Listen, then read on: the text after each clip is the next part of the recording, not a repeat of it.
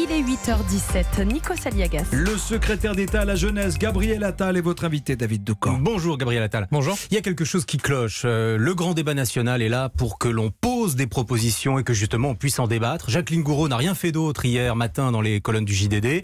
Elle propose que l'impôt sur le revenu soit élargi à l'ensemble des foyers fiscaux, immédiatement retoqué par Matignon. C'est le Premier ministre qui décide ce dont on peut débattre. Le grand débat, c'est partout sauf au gouvernement.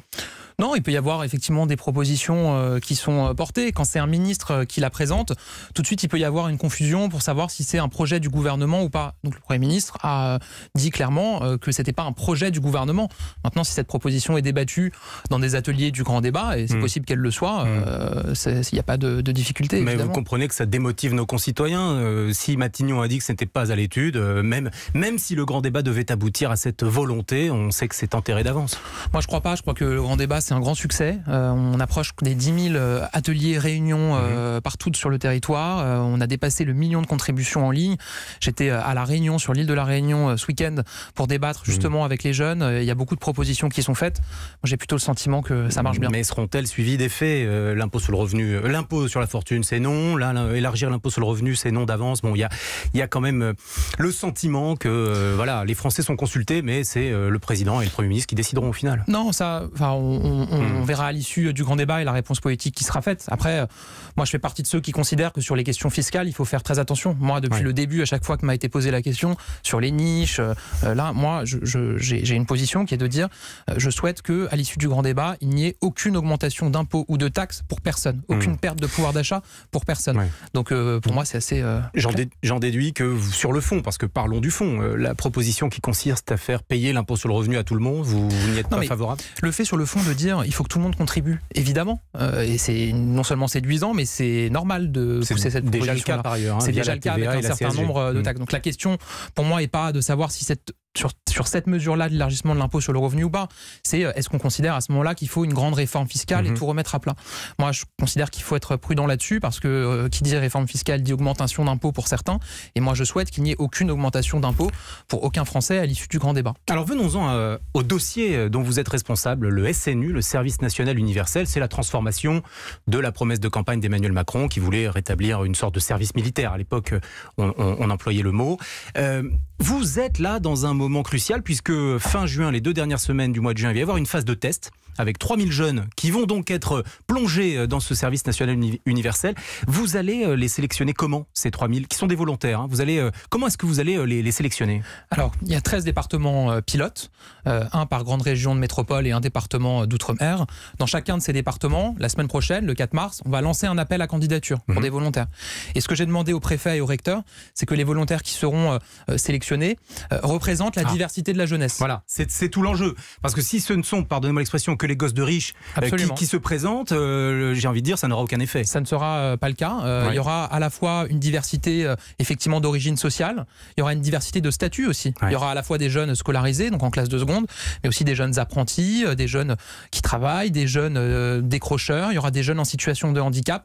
Il faut aussi aller chercher des volontaires. C'est ce que j'ai demandé au préfet et au recteur. Pas parce qu'on n'aurait pas suffisamment de volontaires. Moi, ce que je constate en me déplaçant sur le terrain, c'est qu'il y a énormément de jeunes intéressés. Et je pense que la difficulté, ça va plutôt être qu'on aura trop de volontaires pour cette phase-là. Il faut faire venir ceux qui sont en marge. Mais il faut que la diversité de la jeunesse, il faut que la diversité de la jeunesse se retrouve dans les cohortes qui seront appelées au service national. Alors à terme, Gabriel Attal, ce service national universel sera obligatoire. C'est bien ce que j'ai compris. Comment vous allez faire? Les jeunes réfractaires verront les gendarmes débouler chez eux pour les emmener de force? Non, aujourd'hui, vous savez, les jeunes, ils doivent tous faire ce qu'on appelle la JDC, la journée de défense et de citoyenneté.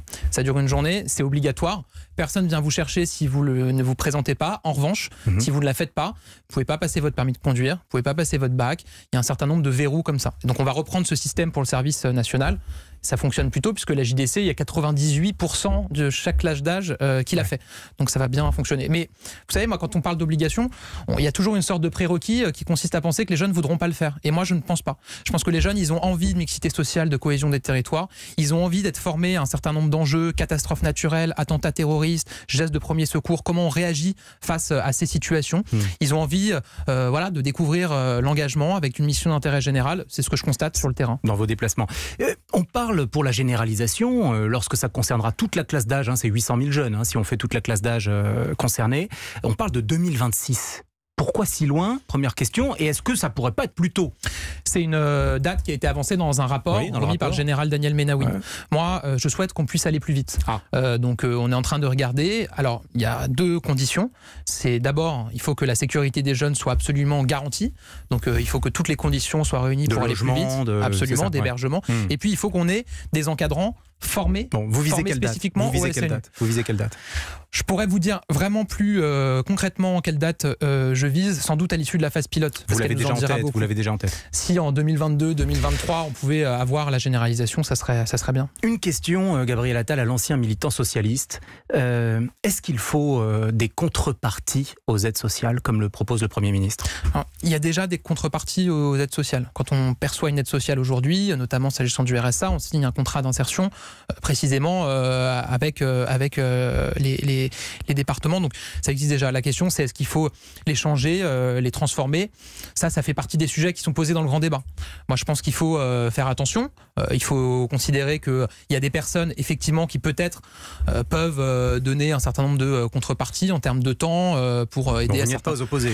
Je suis pas opposé par principe. Ça ne heurte pas votre appartenance à la gauche. Je ne suis pas opposé par principe, mais il y a des personnes, il y a des Français qui perçoivent aujourd'hui des aides sociales dont on sait qu'ils ne pourront jamais travailler, de par leur situation, de par un handicap, etc. Donc il faut faire attention à ne pas considérer que tous ceux qui aujourd'hui perçoivent des aides sociales peuvent retourner au travail. Il y en a un certain nombre. L'important, c'est surtout de leur proposer des formations adaptées. Et êtes-vous favorable à la suppression des allocations familiales pour les parents d'enfants violents, comme le propose votre ministre de tutelle? Alors, ça n'est pas proposé par mon ministre de tutelle. Il a dit que c'était à l'étude. Il a dit que c'était à l'étude, comme toutes les mesures possibles qui peuvent permettre de responsabiliser notamment les familles face aux violences scolaires. Ça non plus. Il y a quelques mois, on se souvient, après l'incident de Créteil, le pas de vague, tout le monde se succédait sur les plateaux pour dire il faut prendre des mesures pour lutter contre les violences à l'école et les professeurs qui sont agressés, etc. Il y a un rapport qui a été demandé, ils sont en train de travailler. Et l'objectif, c'est de faire en sorte de responsabiliser tout le monde, c'est-à-dire l'élève, l'établissement, la famille. Et donc à partir de là, on va voir ce qui sera proposé. Le 6 mars, on aura un échange en Conseil des ministres et il y aura une communication qui sera faite.